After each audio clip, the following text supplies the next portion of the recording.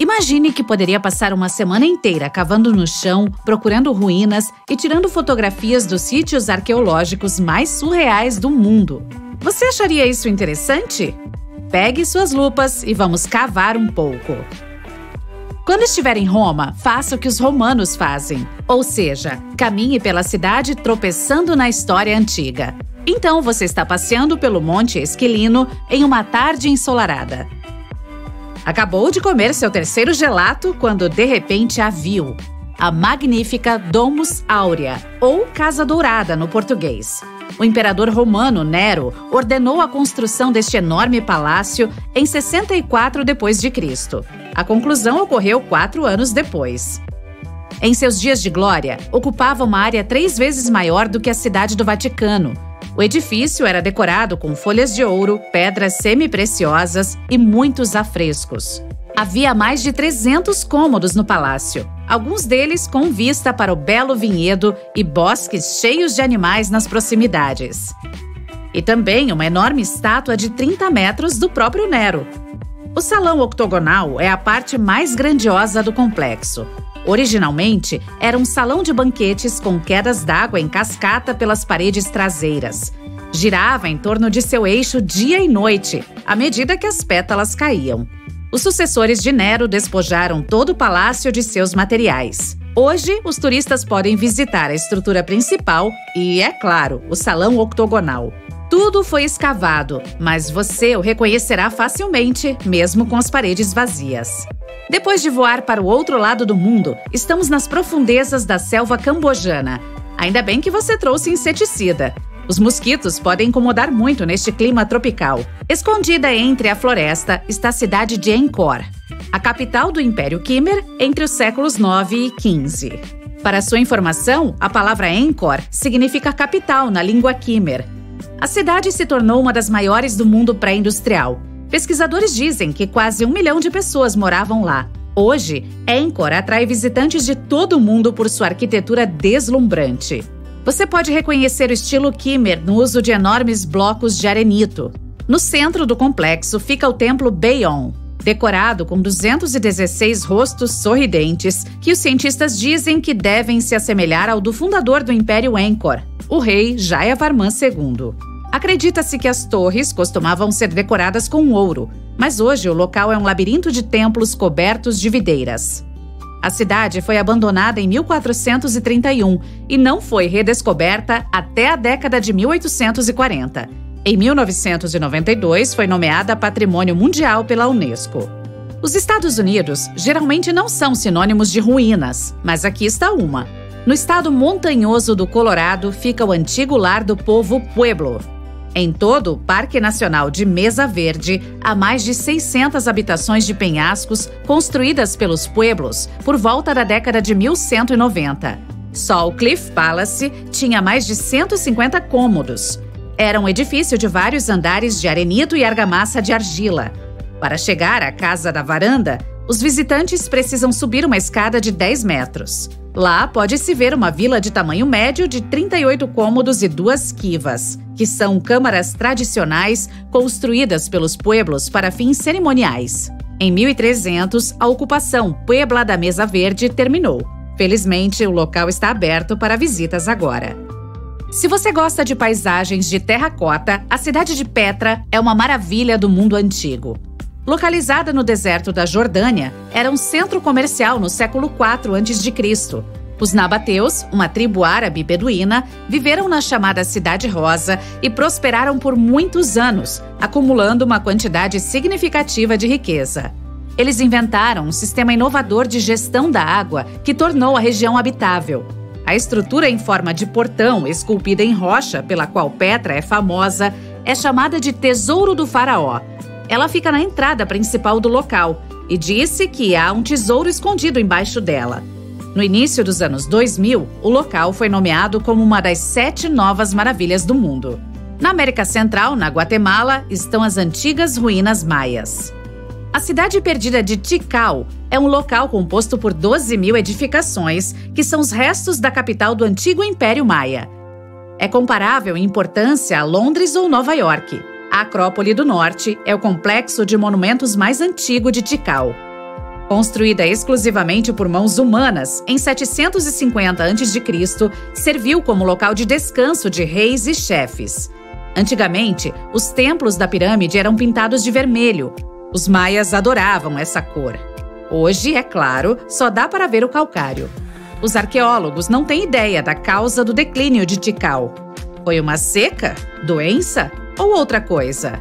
Localizado na margem esquerda do rio Tigre, há uma estranha ruína antiga, um arco danificado. Pertenceu a uma cidade chamada Ctesifonte, a joia do Império Persa por mais de 800 anos. A cidade abrigava um palácio extravagante, decorado com um mosaico de vidro, tapetes cravejados de joias e muito mármore. O que há com a realeza e o mármore, afinal?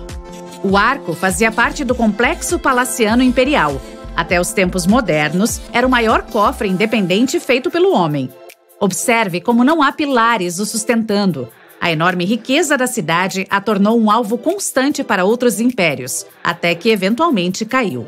Quer mais ruínas maias? Chichén Itzá é um sítio arqueológico com as pirâmides mais bem preservadas da Terra.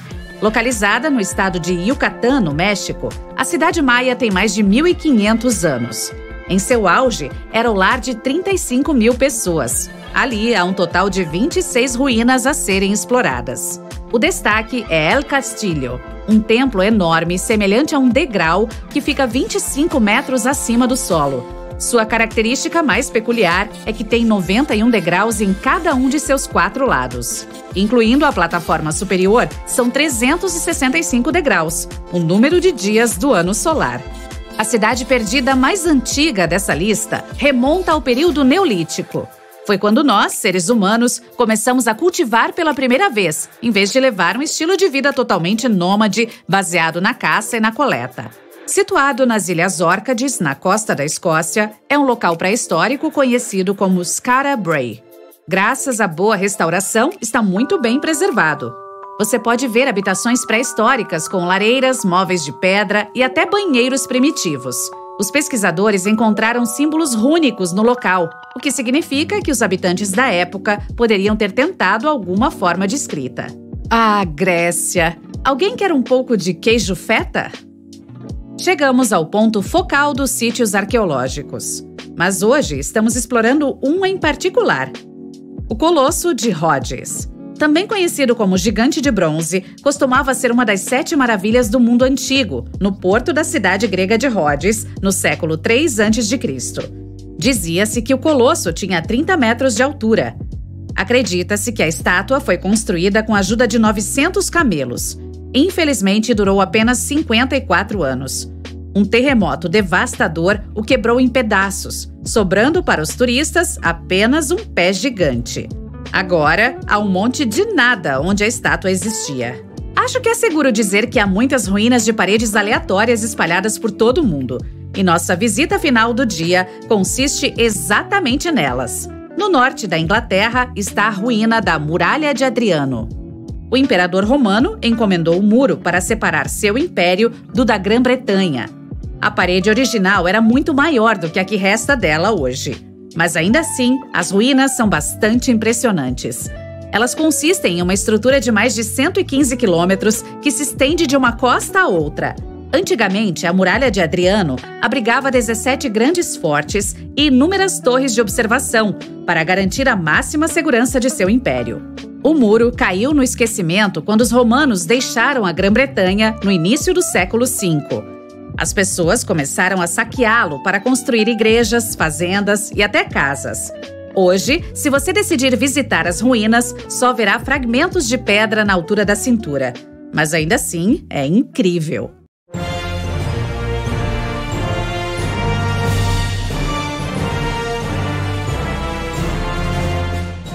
Este é um dos monumentos mais importantes dos Estados Unidos e recebe mais de 500 mil visitantes por ano. O Washington Monument foi construído em homenagem a George Washington, o primeiro presidente norte-americano.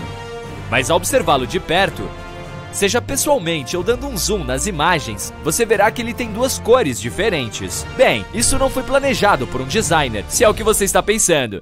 A Washington National Monument Society, que é a autoridade responsável pela construção, ficou sem fundos e o projeto foi suspenso na década de 1850. Foram necessários mais 25 anos para que a obra fosse concluída. Os 2/3 superiores do monumento ficaram prontos em 1884. Como foi usado mármore de um fornecedor diferente, considerando o tempo que havia se passado, foi difícil prever como esse material se comportaria no futuro.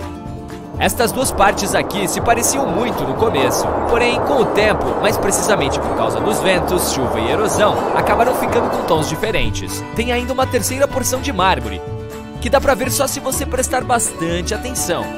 Inicialmente, os construtores foram à loja de um fornecedor de mármore de Massachusetts, mas na hora perceberam que as cores não eram iguais. Eles tiveram que trocar de fornecedor, mas foi um erro que resultou neste terceiro tom.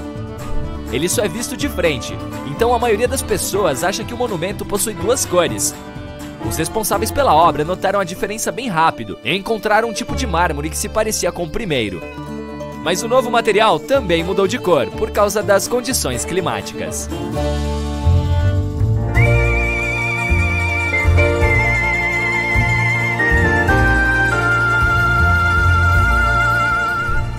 Você é do tipo de pessoa que gosta de navegar pelo Pinterest ou Instagram procurando seu próximo destino de férias? Então certamente já viu uma pequena cidade italiana chamada Cinque Terre. Ela é muito conhecida entre fotógrafos e viajantes em razão de suas construções de cores vivas, que acabam contrastando com o azul cristalino do mar. Essas casas possuem uma enorme gama de cores, de verde a amarelo e até rosa-choque. Então dá pra entender a fama do local. A cidade parece mais uma pintura do que um lugar de verdade. Mas por que essas casinhas foram pintadas com cores tão vibrantes? Lendas locais dizem que os pescadores costumavam pintar suas casas de várias cores para que pudessem vê-las com facilidade lá do meio do mar, quando estivessem retornando do trabalho. Mas há algumas residências que são pintadas com uma cor específica, e seus moradores são proibidos por lei de mudá-la. É o caso da Cidade Rosa, como ficou conhecida Jaipur, na Índia. Ela possui várias construções com diferentes tons de rosa, desde o empoeirado até o fúcsia. Esse padrão de cor foi criado nos anos 1800. Dizem que o marajá indiano da época, Sawai Ram Singh, receberia a visita do príncipe Alberto da Inglaterra e quis desejar-lhe boas-vindas. E para isso pintou a cidade inteira de rosa. Mas aí fica a questão, por que escolheu essa cor e não outra? Bem, historicamente, ela representa boas-vindas e hospitalidade. Jaipur não é a única cidade monocromática do mundo. Sua versão azul fica no Marrocos e se chama Chefchaouen. Alguns moradores dizem que ela é pintada de azul para simbolizar a linda cor do mar Mediterrâneo. Outros consideram que esse tom mantém as casas mais frescas em dias de muito calor. Dizem até que isso pode afugentar os mosquitos. As pessoas acreditam que é uma cor que faz com que a construção se pareça com as ondas do mar, um lugar onde nenhum inseto vai querer estar.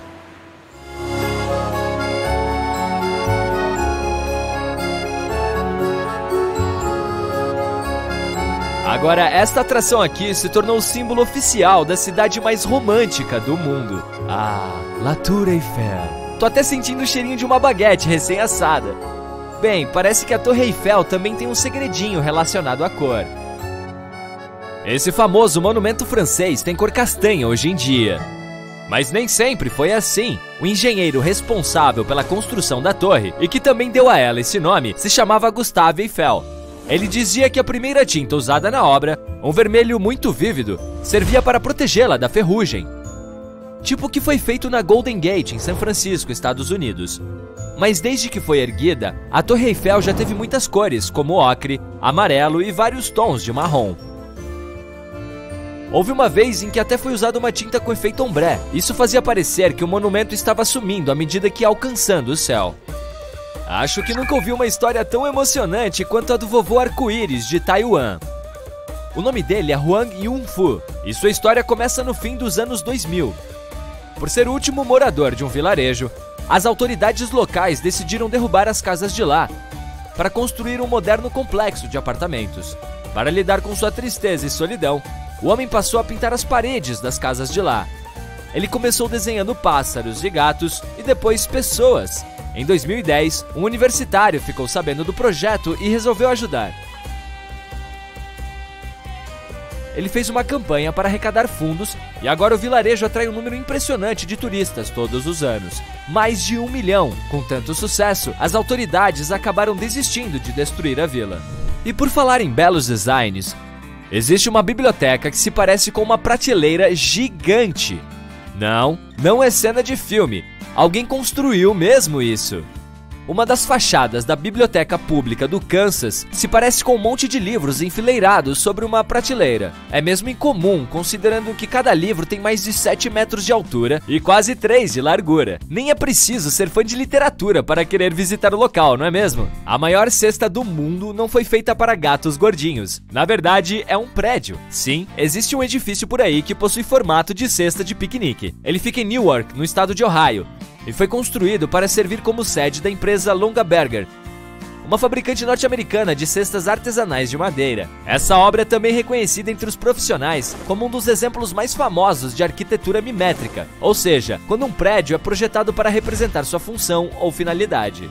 O edifício cobre aproximadamente 16.700 metros quadrados e custou cerca de 30 milhões de dólares para ser construído. A conclusão ocorreu em 1997. Com 7 andares e um átrio central, também possui um teto de vidro que permite que a luz natural entre. Esse cesto gigante também tem 2 alças grandes de aço. Elas são equipadas com elementos de aquecimento que não as deixam congelar, protegendo o átrio de vidro que fica logo abaixo de qualquer gelo que possa cair ali durante o inverno. Em Darmstadt, na Alemanha, existe um complexo residencial dos anos 90 chamado de Weissspirale. Ele possui um design maravilhoso e uma ótima história também. Esse nome significa floresta espiral. Isso remete ao formato da construção, bem como ao fato de que o teto é verde, mas não estamos falando de tinta verde.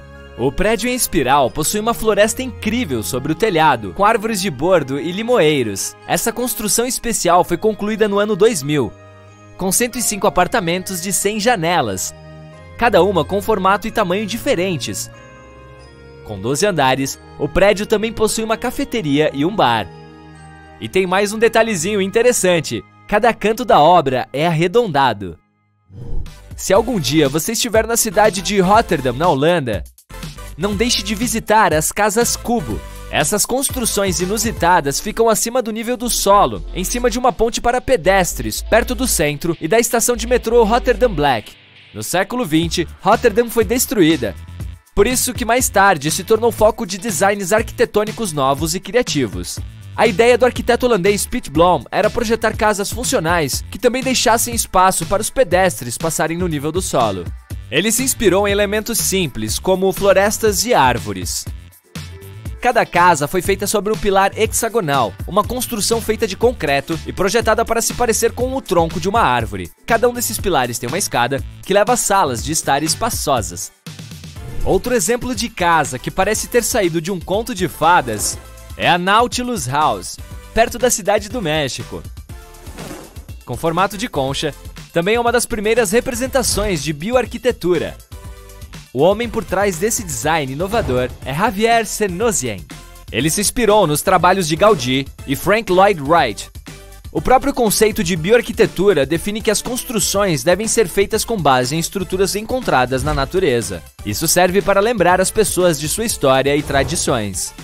A Nautilus House não tem muito espaço, de acordo com seus construtores, mas sua estrutura é resistente a terremotos e não precisa de manutenção. Sem contar as centenas de janelinhas coloridas de vidro que decoram a obra. Vamos fazer um pequeno jogo de adivinhação. Vou citar os pontos turísticos que você tem em sua lista de desejos: Machu Picchu, Coliseu, Petra, Taj Mahal. Acertei pelo menos um deles? Tenho que confessar que apenas peguei todos da lista das 7 novas maravilhas do mundo. Ela foi oficialmente concluída em 2007 após uma votação mundial. O que aconteceu com a lista antiga? Bem, ela foi elaborada no século II a.C.